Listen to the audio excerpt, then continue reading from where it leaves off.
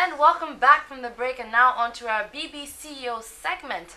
As usual, we do have an entrepreneur here who is going to discuss some of the challenges and some of the issues we face as young entrepreneurs trying to make it in the Ghanaian economy.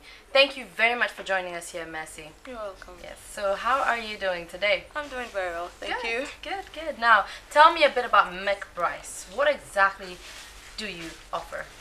Okay, McBryce is a consulting business. It's a consulting business. Basically, what I provide is advice to small and home businesses and entrepreneurs or people who want to set up their own NGOs as to how to set up. So I provide them with action plans and strategy for putting together their idea. Do you do the business plans? Or just the action plan after the business plan has been brought to you? What happens is most of them don't even have a business plan. What they have is an idea. So they are individuals who are like, I want to set up a business. Say I want to sell oranges, or I want to, sell clothes. But I don't really know how to package myself. What do? I have some money, I just don't know when to start, and I want to start this year. So how can you help me? So what I do is I have a questionnaire or a brief. Yeah. And I make them fill out the questionnaire. So that, And when they fill it out, it asks very specific questions that probe, the idea, that asks them why they want to do it, how they view success in that business, and certain steps that they want to take to communicate it.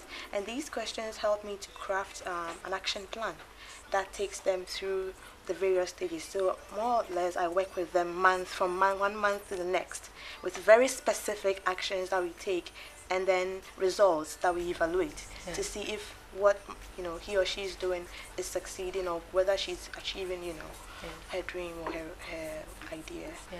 Now, a lot of times it's very important for young entrepreneurs who are coming up with an idea to start their own companies to know that they need to have a business plan. Like, you need to have a plan how you're going to sustain yourself, how you're going to face some of these challenges and your competition, right?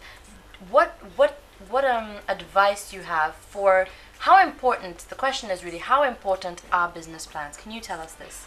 I believe they are very important. I actually think that realistically business plans are like more, they demand more from you, like the whole package, including your budgeting and everything.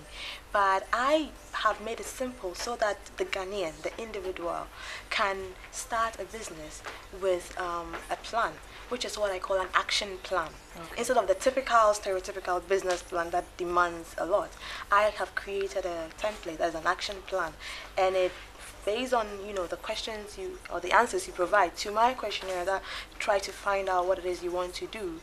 I create an action plan for you to execute, your idea.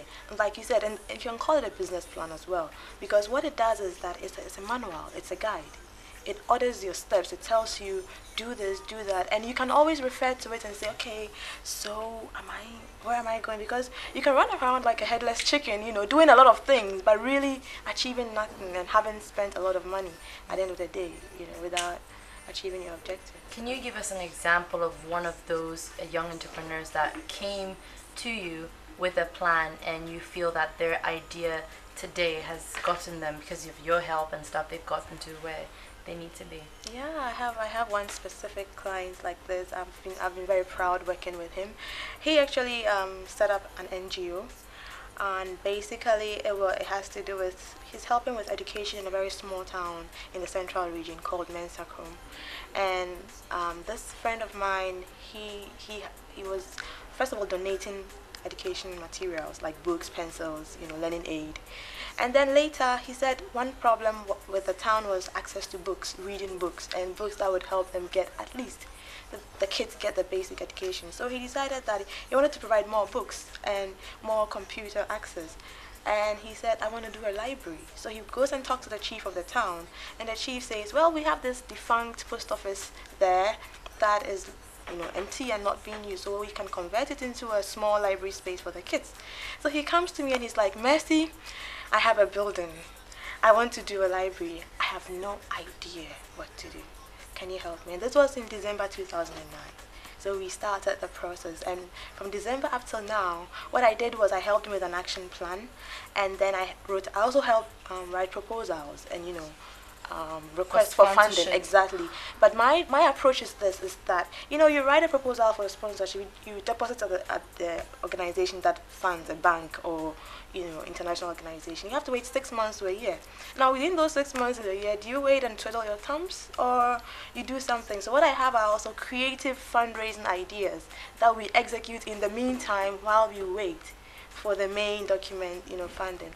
And that's what I did. I created a Facebook page to communicate the ideas, and then started raising funds from friends, family, just people around us. And up until now, we've been able to raise about 2,000 Ghana cedis. Wow. For this, he needed 8,000, then we raised 2,000, but then we couldn't also wait to raise all the money, so we started renovations. So we've done the fundraising, but we've also done renovation works, and now we are at the stage where we have to just provide wiring, plumbing, and the finishing touches.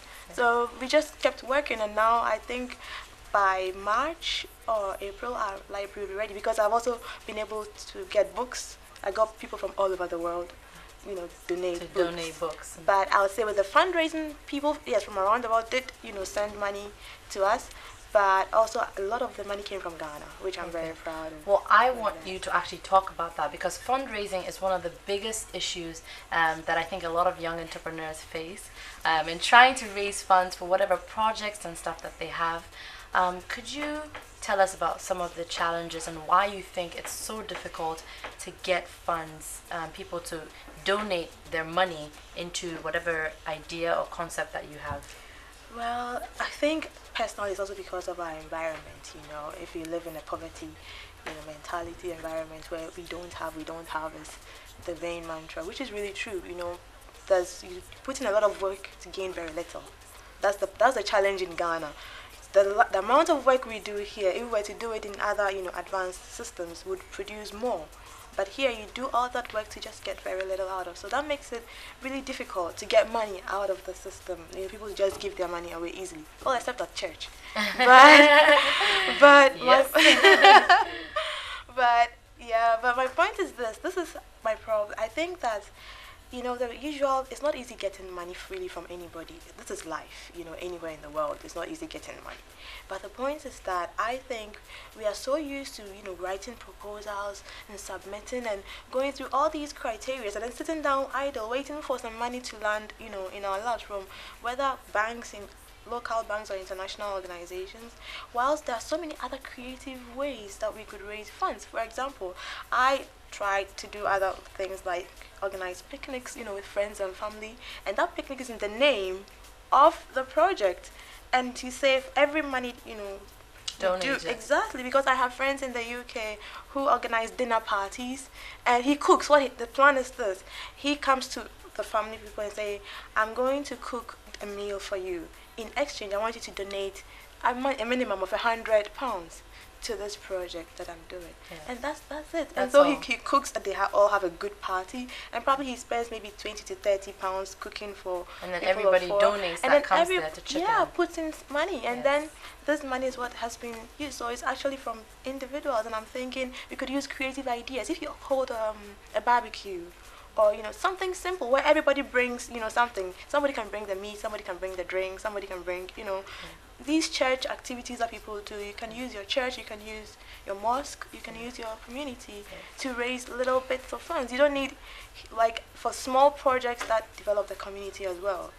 Now, Mercy, we are running a bit out of time, so I do want to ask you one very important question, and that is that your service, your company, what you get paid for is rather the service of what you give. Right. Now, how difficult is that to put a value to that service? It is very challenging, especially with consulting. What I have done mostly is that I find out what my client's budget is, and then based on that we come to an agreement. Sometimes I charge, depending on their budget, I charge individually for the documents. If I do a proposal for you, or if I write an action plan for you, that's the documents that I can charge for that. If, depending also your budget, I can put you on a 1 month retainer fees system where you pay me monthly, and then you get the whole package, with all the different. That's usually cheaper, but Yeah. but then also it helps me work with a client for a longer period instead of that one-time document, submission. So it all depends on the client's need.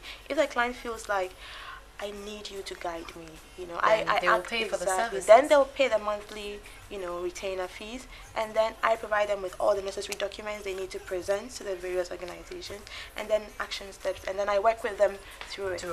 Yes. Now, thank you very much, Mercy. Thank you for sharing your ideas on, especially with the service giving company. I think that's one of the biggest things right now. Now. So you've heard it from Mercy herself. If you do have an idea where you have to charge on your services, it is possible as long as you can package it properly and sell it to your client. And that's it from Mercy for the BB CEO segment. Let's take a break. We'll be back in a moment.